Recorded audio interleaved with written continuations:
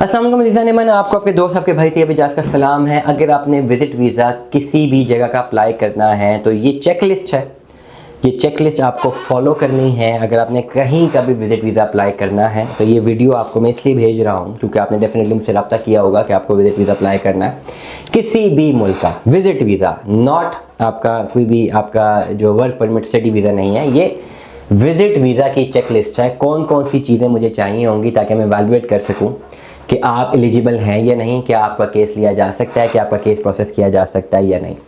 आप अपनी checklist documents निकालें, अपने कागज़ पेंसिल निकालें, वीडियो को पॉज कर लें बेशक थोड़ी देर तक, कॉपी पेंसिल निकालें, ये डॉक्यूमेंट्स लिख लें।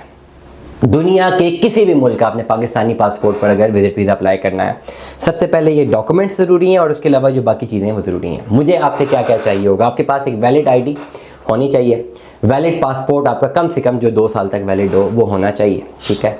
आपके पास आपकी FRC होनी चाहिए, फैमिली रजिस्ट्रेशन सर्टिफिकेट, जो कि नादरा से निकलती है। अगर आप मैरिड हैं तो MRC होनी चाहिए, अगर मैरिड नहीं है तो डेफिनेटली नहीं होगी। आपका बेफॉर्म अगर है तो अगर आपका ID कार्ड बन गया तो बेफॉर्म की ज़रूरत नहीं है। आपका पुलिस कैरेक्टर सर्टिफिकेट लाजमी होना चाहिए और पुलिस कैरेक्टर सर्टिफिकेट आपका मोफा से वेरीफाइड होना चाहिए। कोशिश करें ये सारे डॉक्यूमेंट्स आप मोफा से वेरीफाई करवाएं। कुछ जगहों पर ज़रूरत है, कुछ जगहों पे नहीं है। आपका valid ID, valid passport, definitely ID passport तो मोफा से वेरीफाई नहीं होगा, आपकी कोई भी आइडेंटिटी अगर वेरीफाई होती है आप करवा लें। पुलिस कैरेक्टर सर्टिफिकेट लाजमी वेरीफाई करवाना है आपने। बे फॉर्म अगर है उसको भी करवा लें, जब आप एक दफ़ा मोफा जा रहे हैं सारी चीज़ें वेरीफाई करवा लें ना, बेशक ज़रूरत है या नहीं ज़रूरत।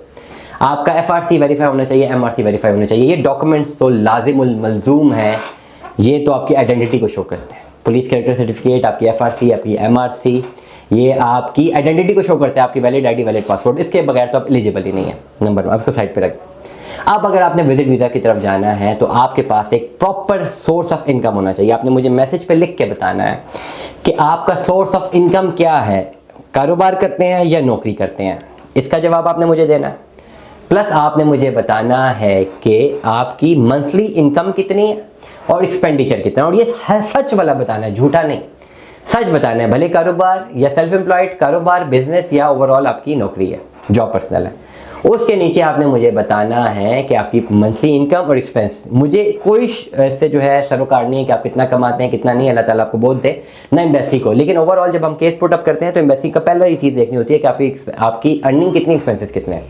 लेट अस सपोज आपने लिख दिया कि 5 लाख आपकी माहाना अर्निंग है, आपका 2 लाख एक्सपेंस है, तो आपने ये लिख देना है।